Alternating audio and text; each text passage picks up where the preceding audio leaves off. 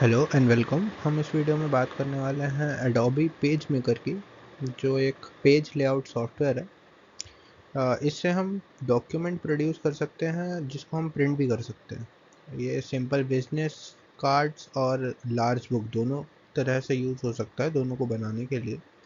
ये एक page layout software है जिसमें कई सारे टूल्स आते हैं जो हमें इजी बनाते हैं, हमें टेक्स्ट और ग्राफिक के साथ हेल्प करते हैं।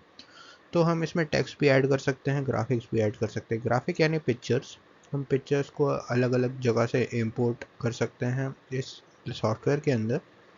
ये एडोबी का सॉफ्टवेयर है, तो काफ़ी पुराना सॉफ्टवेयर है और काफ़ी टाइम से चल रहा आ रहा है और हमें हर जगह हेल्प करता है। जहाँ मोस्टली हम इसको कई बार हम यूज़ करते हैं न्यूज़ लेटर्स बनाने के लिए या आर्टिकल्स बनाने के लिए।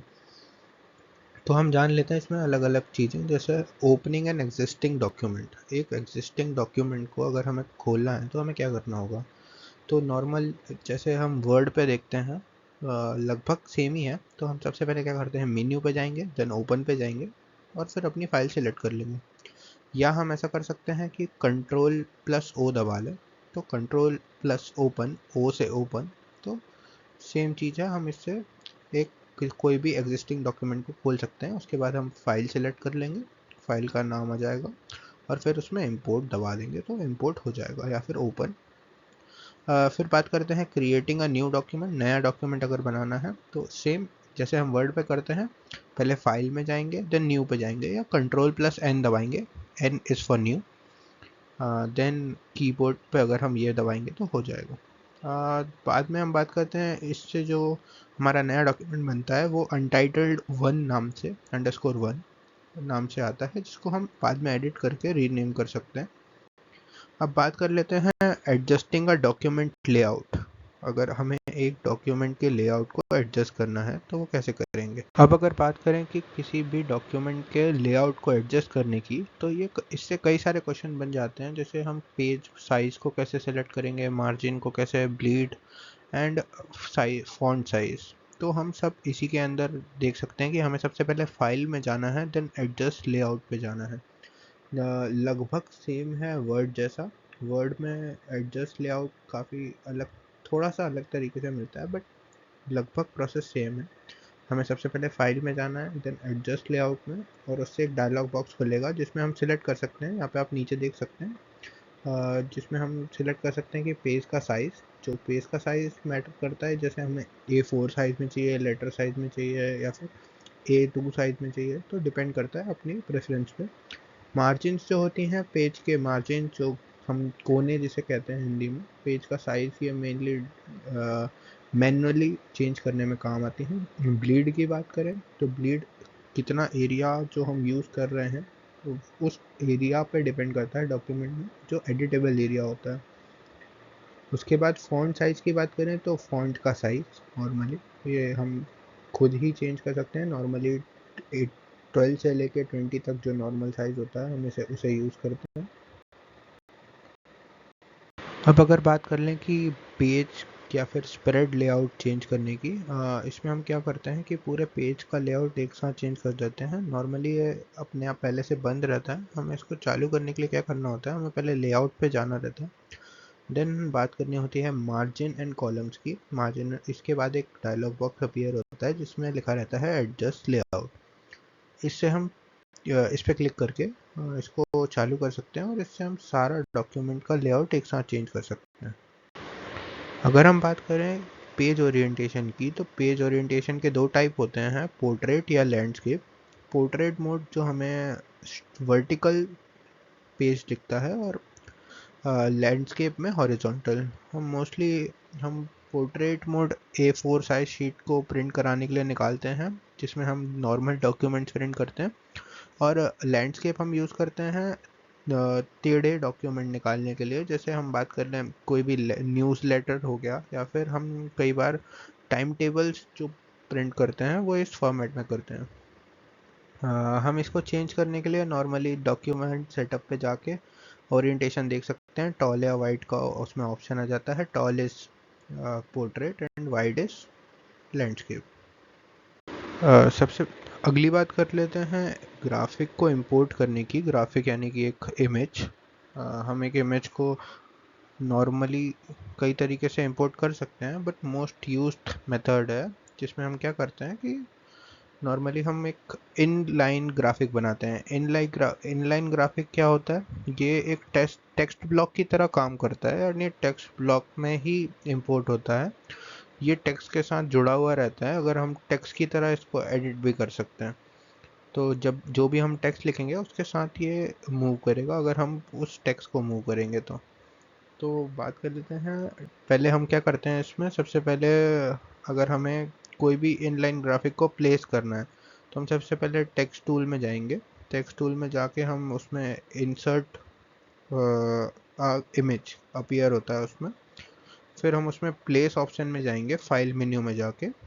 फाइल मेन्यू में जाने के बाद प्लेस जाएंगे, देन प्लेस में एक डायलॉग बॉक्स अपीयर होगा।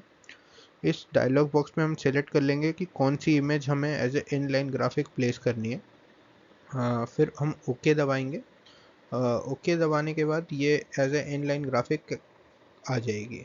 हम इनलाइन ग्राफिक को नॉर्मल ग्राफिक की तरह भी हम इसको प्लेस कर सकते हैं। अगर हमें वो प्लेस करना है तो हमें तो ऊपर एक ऑप्शन आता है चेक बॉक्स का, हम उस चेक बॉक्स को डी सिलेक्ट कर सकते हैं। और अगर हम डी सिलेक्ट कर देंगे तो अगर वहाँ पे लिखा है इनलाइन ग्राफिक तो उसको डी सिलेक्ट कर लें, अगर नॉर्मल ग्राफिक लिखा है तो उसे सिलेक्ट कर लें। बाकी बात करते हैं कटिंग एंड पेस्टिंग की। तो काफ़ी इजी सा मेथड है। हम पहले टूल बॉक्स में जाते हैं, फिर उसमें सेलेक्ट करते हैं पॉइंटर टूल को। पॉइंटर टूल से सेलेक्ट करते हैं हम जिस भी इमेज को या फिर टेक्स्ट बॉक्स को या फिर ब्लॉक ऑफ टेक्स्ट को हमें ये सिलेक्ट करना है, हम उसे सिलेक्ट करते हैं और उसके बाद हम उसको कॉपी या कट कर सकते हैं। इसी एडिट मेन्यू में जाके बाद में इसे पेस्ट भी कर सकते हैं। अब बात कर लेते हैं इनलाइन ग्राफिक को मूव करने के लिए। अगर हमें उसे मूव करना होता है तो हम कर्सर को उसके ऊपर लेके जाते हैं और उसे होल्ड करके रखते हैं। जब हम होल्ड करके रखते हैं तो कर्सर टर्न हो जाता है डबल साइडेड एरो में। उसके बाद हम उसे मूव कर सकते हैं। एक बात ध्यान रखने वाली चीज़ ये होती है कि जो इनलाइन ग्राफिक होता है वो बेस लाइन से अटैच होता है टेक्स्ट की। तो अगर हम उसको मूव करेंगे तो बेस लाइन वाला टेक्स्ट भी साथ में मूव होता है। अब बात कर लेते हैं इंडिपेंडेंट ग्राफिक की। इंडिपेंडेंट ग्राफिक जस्ट एक पिक्चर है जो इंडिपेंडेंट है, मतलब किसी भी बेस लाइन से अटैच नहीं है। तो हम इसको कहीं भी मूव कर सकते हैं और कहीं भी प्लेस कर सकते हैं। ये काफ़ी ज़्यादा यूज़ होती है टेक्स्ट के आसपास ना होने के टाइम, क्योंकि हमें कहीं भी अगर पेज के किसी भी कोने में अगर हमें प्लेस करना है तो हम इंडिपेंडेंट ग्राफिक का यूज़ कर सकते हैं। अगर हमें इसको प्लेस करने की बात करें तो काफ़ी इजी है। हम सबसे पहले टूल बॉक्स में जाते हैं, पॉइंटर टूल सेलेक्ट करते हैं, फिर उसके बाद फाइल मेन्यू में जाके प्लेस दबाते हैं। प्लेस में जाने के बाद हम import graphic as independent graphic पे जाएंगे, उसको ओपन पे जाएंगे, ओपन के बाद ओके करेंगे। ओके करने के बाद हमारा एक डायलॉग बॉक्स खुल जाएगा तो जिसमें हम उस ग्राफिक को देख सकते हैं और ग्राफिक हमारी प्लेस हो चुकी है। अब अगर हम बात कर लें साइजिंग इंडिपेंडेंट ग्राफिक की, तो एक ग्राफिक जो हम इंपोर्ट करते हैं पेज मेकर में वो एज ए ग्राफिक ही काम करता है, जिसको हम स्ट्रेच या श्रिंक कर सकते हैं। जो नॉर्मली कोने जो कॉर्नर होता है इमेज का उसको सिलेक्ट करके हम स्ट्रेच या श्रिंक कर सकते हैं। अगर हम शिफ्ट की को होल्ड करें तो वो 1 इंच के गैप में जाके श्रिंक या स्ट्रेच होती है। दूसरी बात कर लें कि cropping and independent graphic. Cropping मतलब हमें किसी भी इमेज को क्रॉप करना है एक पर्टिकुलर साइज में, तो हम इसके लिए क्रॉपिंग टूल का इस्तेमाल करते हैं, जिसमें टूल बॉक्स को सेलेक्ट करके फिर हम क्रॉपिंग टूल पे जाते हैं और सेकंड बात आती है फिर उसको क्रॉप कर सकते हैं। जो सेकंड बात होती है वो होती है पैनिंग ग्राफिक। मतलब इसमें क्या होता है, हम ग्राफिक को देख सकते हैं कि हम कितना क्रॉप करने पे हमें कितना ग्राफिक मिलेगा। इसको यूज़ करने के लिए हमें पहले ही टूल बॉक्स पे जाना होता है, फिर क्रॉपिंग टूल में, देन हम उसको इमेज पे आके हम माउस को होल्ड करते हैं, होल्ड प्रेस। जब आप होल्ड प्रेस करेंगे तो स्मॉल हैंड आइकन आ जाएगा जिससे हम देख सकते हैं उस ग्राफिक में हमें कितना जगह चाहिए। अगला टॉपिक है cutting and pasting independent graphic.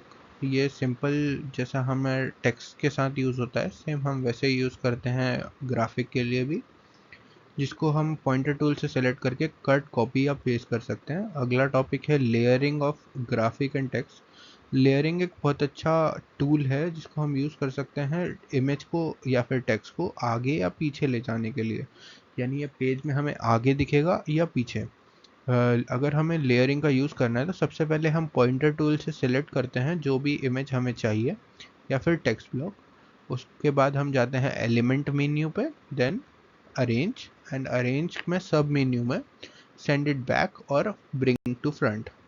Send to back में हम एक टेक्स्ट के पीछे इमेज जाएगी अगर हम इमेज सेलेक्ट कर रहे हैं, या फिर अगर हम टेक्स्ट को सिलेक्ट कर रहे हैं तो वो पीछे जाएगा, और ब्रिंग टू फ्रंट में वो फ्रंट में आएगा।